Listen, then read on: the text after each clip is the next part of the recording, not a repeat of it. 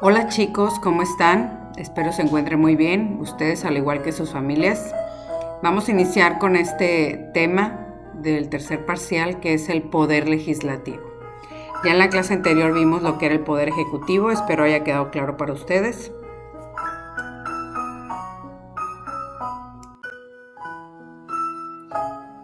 El poder legislativo se encuentra regulado en los artículos del 50 al 79 de nuestra Constitución. Se deposita en el Congreso General o Congreso de la Unión, que se divide en dos cámaras, una de diputados, conocida como Cámara Baja, y otra de senadores, conocida también como Cámara Alta. Se podría decir que su función principal es crear, modificar o derogar leyes. Derogar significa suprimir, dejar sin efecto alguna ley. Está integrado por el Congreso, como decíamos, Congreso de la Unión, 500 diputados y 128 senadores. De los 500 diputados, 300 son elegidos por votación, es decir, se postulan, los partidos políticos postulan un candidato y ese candidato nosotros lo elegimos. El país se divide en distritos, dependiendo de la población se crean los distritos. Y esos distritos postulan diputados y nosotros elegimos, decidimos quiénes nos van a representar en el Congreso de la Unión. Pero los otros 200 son elegidos por representación proporcional y esto quiere decir que se hace una representación de todos los partidos, dependiendo de las votaciones o del número de votantes de cada partido. Se reparten entre ellos para que todos los partidos políticos que existen en México estén representados en el Congreso de la Unión y no la mayoría esté solamente sobre ciertos partidos políticos. Entonces esos 200 no son votados, sino que se reparten y se reparten entre los diferentes partidos políticos. Los senadores, que son 128, 64 son por votación. Se postulan 2 por cada estado y 32 son asignados, 1 por cada estado, sumando los 32. Y los otros 32 son por representación proporcional, al igual que lo que explicamos de los diputados, se asigna 1 por estado dependiendo del partido político para que todos tengan representación en la Cámara de Senadores.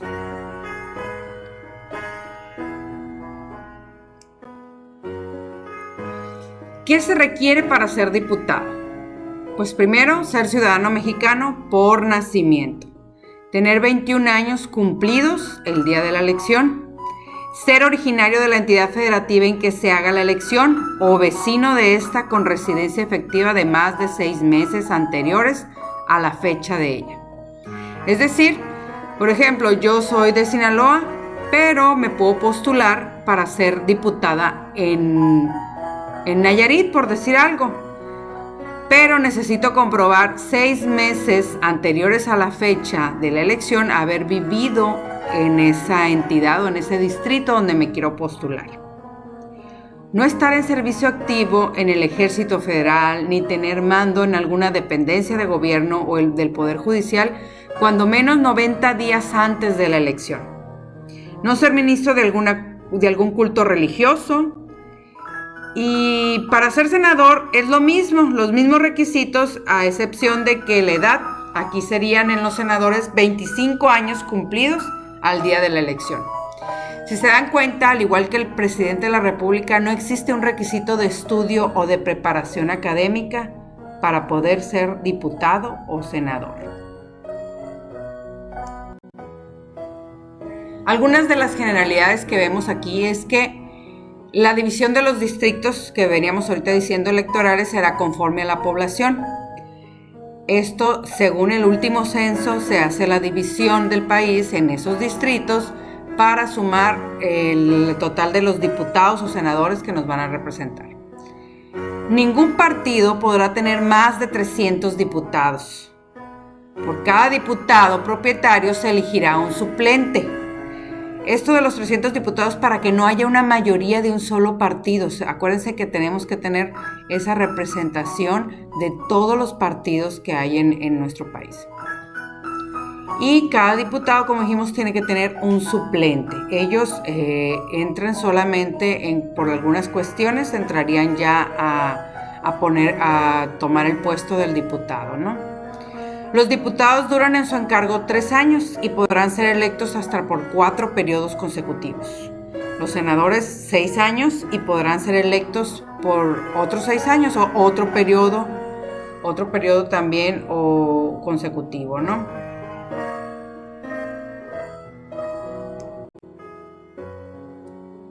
Para explicar un poquito, y si alguien tiene alguna duda respecto a esto, estamos hablando del poder legislativo federal.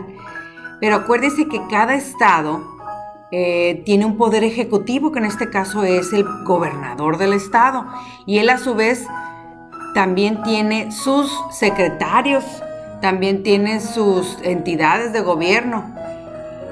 Pero también el poder legislativo se encuentra representado en cada estado, por eso tenemos una constitución de cada estado, en este caso una constitución del estado de Sinaloa, y tenemos nuestros diputados también aquí en Sinaloa.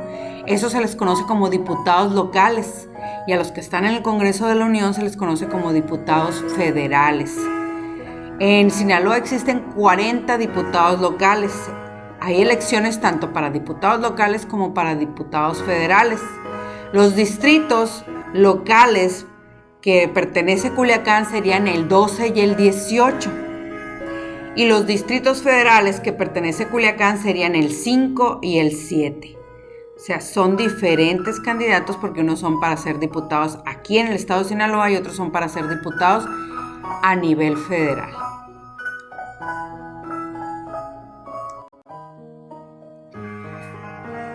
¿Quiénes, aparte del poder legislativo, pueden iniciar o dar iniciativas de ley? Propuestas. La iniciativa de ley es una propuesta para que se cree una ley. Se presentan ante el poder legislativo, pero no nada más los diputados y los senadores lo pueden hacer. Ellos van a votar, pero también el presidente de la República puede presentar una iniciativa o una propuesta de ley. Los diputados y los senadores, por supuesto. Y pues también en los estados, las legislaturas de los estados, en este caso, las leyes que se crean a nivel estado, a nivel de las constituciones locales, ¿no? De cada estado o de la Ciudad de México. Y también los ciudadanos podemos presentar iniciativas de ley. ¿Qué se requiere para que los ciudadanos presenten iniciativas de ley? Pues que tengamos las firmas de por lo menos el 0.13% de la lista nominal de electores. Es decir, tengo una propuesta y esa propuesta va a ir acompañado de las firmas del 0.13% de la lista nominal de los que estén registrados como personas que tienen credencial de elector en nuestro país. ¿Esto para qué? Para darle peso a esa iniciativa. Muchas de las iniciativas que se votan en el Congreso de la Unión son presentadas por ciudadanos, por asociaciones civiles. Por ejemplo, un ejemplo que les puedo dar es de cuando se creó la ley para que no pudieran en los circos tener animales y que los animales que ya estaban en los circos ser retirados de ahí. Esta iniciativa fue propuesta por una asociación de cuidado de los animales y fue acompañada de firmas de los ciudadanos y se presentó ante el Congreso de la Unión y ahí es donde fue votada y aprobada y creada como ley.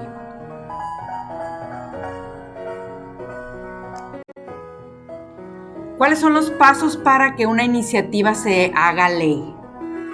Sí, la creación de una ley. El primero es la iniciativa, presentar el proyecto. Ese proyecto que ya sea por medio de los ciudadanos, ya sea por medio del Poder Ejecutivo o por los diputados o senadores. Luego se pasa a una de las cámaras, ya sea la Cámara de Diputados o la de Senadores, y se hace una discusión. Una vez que se discute en cada una de las cámaras, estas llevan a la aprobación. En caso de que no sea aprobada por alguna de las cámaras, se presenta una sanción. Esto quiere decir que se regresa a la cámara que inició la iniciativa, y se vuelve a estudiar o se hacen las modificaciones necesarias. En caso de que todas las cámaras, los diputados y los senadores estén de acuerdo, se pasa a lo que sería siendo la promulgación de la ley. De ahí se publica esa ley. ¿Dónde se publican las leyes oficiales en México? En el Diario Oficial de la Federación. Es el único lugar donde se publican las leyes y de ahí ya se pasan en este caso, si hay una modificación al Código Penal, pues ya se hace la publicación y se modifica en el Código Penal esa propuesta que se hizo, ¿no? Después de la publicación está la iniciación de vigencia. Ahí mismo en la publicación dice a partir de cuándo entra en vigor esa ley. ¿Se acuerdan de lo que habíamos visto de la vigencia? Que sí era muy importante para ver en cuándo sucedió el hecho y cuándo entraba la vigencia. Bueno, pues ahí en el Diario Oficial de la Federación, en la publicación, aparece la vigencia de cuándo va a entrar en vigor esa ley. Bueno, hasta aquí sería todo. Hay mucho que ver, mucho que aprender acerca de los poderes, del Poder Legislativo en especial, pero vamos a ver el tema hasta aquí. Y pues la actividad, para que a mí me quede claro que ustedes entendieron el tema, les pido esta actividad.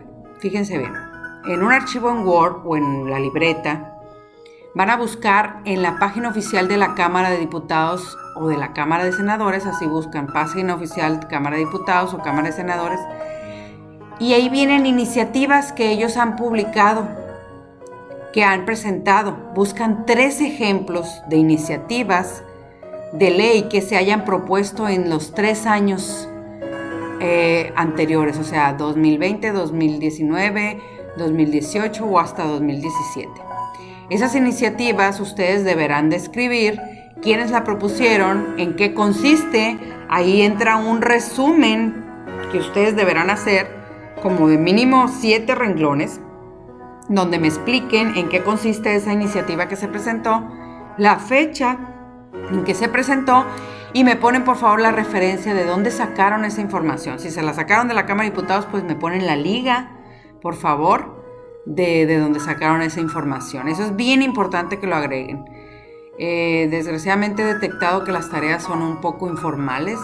Necesito que tengan más formalidad al hacer sus tareas y que por favor sean sus opiniones y su investigación. También deberán redactar 2 propuestas de ustedes para que se creen como iniciativas de ley, tomando en cuenta la problemática de salud que estamos viviendo ahorita. Esto implica que pueden poner ustedes una modificación o una nueva ley o crear una nueva ley. Por ejemplo, a mí se me ocurre que voy a poner como iniciativa que se les agregue un bono a todos los trabajadores de la salud que participaron o estuvieron al frente en los hospitales para hacer frente a esta pandemia, por decir algo, ¿no? A ustedes se les pueden ocurrir 1000 cosas más, que por ejemplo restringir que los restaurantes deben de presentar cada cierto tiempo limpieza o sanitización de las áreas, etcétera. Ustedes ya se les van a ocurrir 2 ideas que se les ocurran, las van a redactar y en un párrafo de unos 4 renglones, ahí me van a poner cuál es la propuesta que están haciendo ustedes. Esta tarea es sencilla, pues van a tener que investigar y también pensar un poquito en sus propuestas. Va a ser en Edmodo, la fecha es el 11 de mayo de 2020 a las 11 de la noche. El valor serían 2 puntos y se contempla para el tercer parcial también. Recuerda por favor que tu trabajo es individual y personal y es más importante tu opinión que pongas opiniones de los demás. Voy a valorar mucho que sea su opinión. Los trabajos que estoy detectando que no son su opinión o que lo copiaron o que no siquiera le dan una edición a su texto, pues ustedes ya están viendo que están bajando de puntos. Ya la edad que ustedes tienen es para que presenten trabajos más formales y eso es lo que espero de ustedes. Tienen tiempo de hacerlo, les estoy dando muy buen tiempo. Les estoy dando más o menos una actividad nada más por semana, pero espero que esa actividad los haga aprender. Ese es el objetivo de continuar con las clases así a distancia, que ustedes aprendan, que no estanquen su educación. Y pues espero sus trabajos, cuídense mucho y cuiden mucho a los suyos. Espero verlos muy pronto.